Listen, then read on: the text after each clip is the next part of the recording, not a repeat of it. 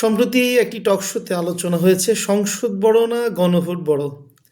আসলে নতুন প্রশ্ন, তাই না? একটু ভাবতে হচ্ছে।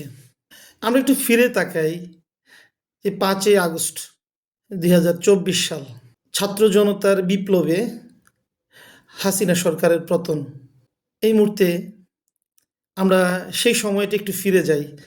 আমাদের সামনে পুরো হাসিনা সরকার শূন্য একটি দেশ, যে দেশে 3 দিনের মতো কোনো সরকার ছিল না।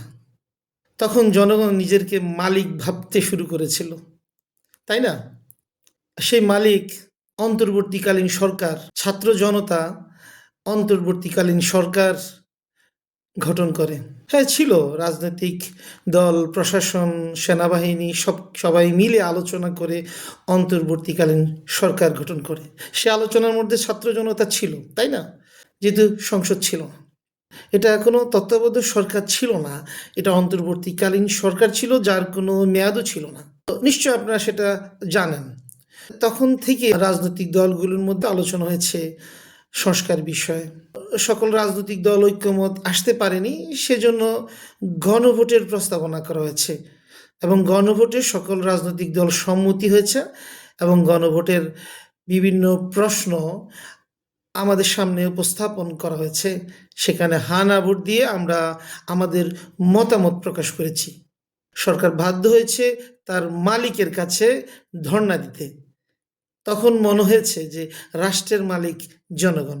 অন্তর্বর্তীকালীন সরকারও সেই মুহূর্তে জনগণের সামনে এই গণভোট নিয়ে আনতে বাধ্য হয়েছে, কারণ জুলাই গণঅভ্যুত্থান এবং অন্তর্বর্তীকালীন সরকারের যেই বৈধতা, এই গণভোটের মাধ্যমে তা তুলে ধরা হয় এবং সাধারণ মানুষ তার জনপ্রতিনিধি নির্বাচনের পাশাপাশি সেই গণভোটে হাঁ ভোট দিয়ে জুলাই সনদের পক্ষে তাদের মতামত, তাদের রায় প্রকাশ করে, তাই না?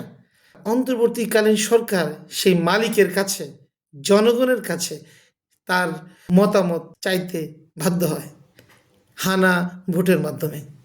সাধারণ মানুষ তার প্রকাশ করে, হানা ভোট দিয়ে হাঁকে জয়যুক্ত করে। তাতে নিশ্চয়ই সবার জানা আছে। আপনি বলেন, কে বড়?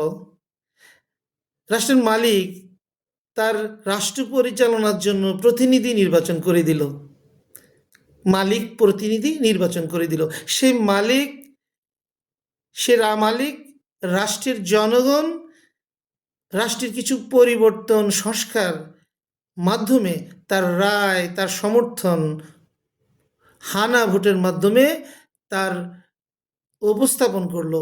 হানা ভোটের মাধ্যমে সে জানিয়ে দিল যে তুমি রাষ্ট্রকে জানিয়ে দিল, হানা ভোটের মাধ্যমে সে নিজের মত প্রকাশ করে দিল এই আইনগুলি বাস্তবায়ন করবে। কি বলেন তো? এবার বলেন তো, সংসদ বড় না গণভোট বড়? প্রশ্নটা আপনার জন্য।